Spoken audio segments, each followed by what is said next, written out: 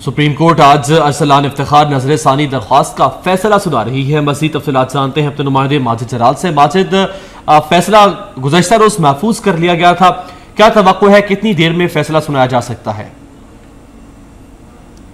जी अमीर Abbas 9:30 supreme court में जैसे जवाद ख्वाजा और फिल्ली आरिफ हुसैन पर मुश्तमिल 2 रुकनी बेंच जो 2 रोज़ कबल अरसलान इफ्तिखार नजर सानी दरख्वास्त का फैसला महफूज किया गया था वो सुनाएंगे। और ये फैसला जो है इसमें बुनियादी तौर पर इस बात का तयन किया जाएगा कि अरसलान इफ्तिखार केस की जो तफ्तीश इससे कबल नैब को दी गई थी अब भी वो नैब के पास ही रहे या इसको किसी और फोरम पर भिजवा दिया जाए। इस नज़र सानी दरख्वास्त में बुनियादी तौर पर यही नुकता था और इसमें अरसलान इफ्तिखार के वकील डॉक्टर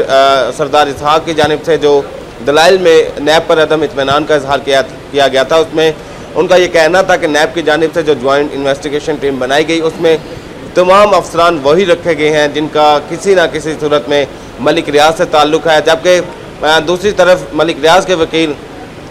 जाहिद बुखारी की जानिब देखें तो उनकी जानिब से जो इतराज़ात लगाए गए थे उसमें उनका कहना था कि Arsalan Iftikhar chief justice of Pakistan के बेटे हैं, तो ऐसी सूरत में कोई अदालती कमीशन जो है वो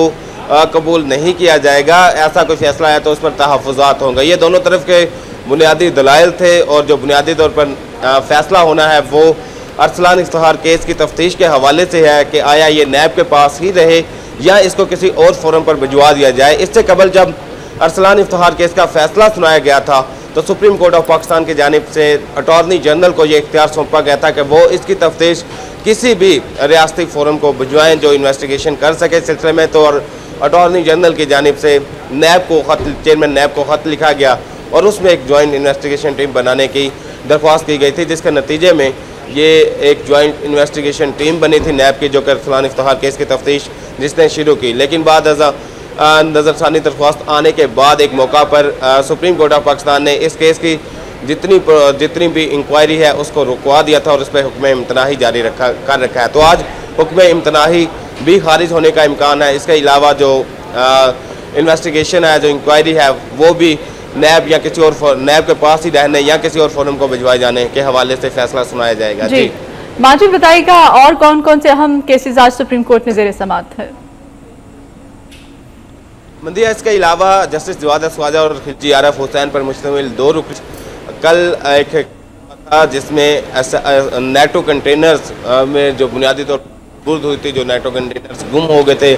उस हवाले से ये अरबों रुपए का स्कैंडल है। इस पर सुप्रीम कोर्ट ऑफ पाकिस्तान ने एक्शन लिया था और इस सिलसिले में कल नैब अपनी तीसरी रिपोर्ट के साथ सुप्रीम कोर्ट में आए और उसमें यही कहा गया था कि चेयरमैन नैब, चेयरमैन FBI और मुतल्लिका अफसरान ने मिलकर एक मीटिंग की है और उस मीटिंग के बाद अब जो नुकसानात हुए हैं वो नुकसानात की रकम वापस वसूल करने के लिए लाहे अमल तैयार किया जा रहा है। इस सिलसिले में सुप्रीम कोर्ट ने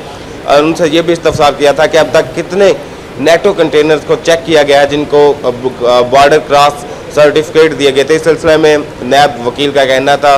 कि ये तमाम सर्टिफिकेट जो है ये मैनुअल दिए गए थे, तो इस सिलसिले में 4 माह का अरसा लग सकता है। इस पर सुप्रीम कोर्ट ने आज उनसे जो अब तक जितने भी नेटो कंटेनर्स के सर्टिफिकेट मैनुअल जो चेक हो चुके हैं उस हवाले से रिकॉर्ड तलब कर रखा है। ये इस एक अहम केस की समाअत भी जस्टिस जवाद ख्वाजा और खिलजी आरिफ हुसैन पर मुश्तमिल 2 रुकनी बेंच करेगा। जी बहुत शुक्रिया माजिद जलाल, हमें सुप्रीम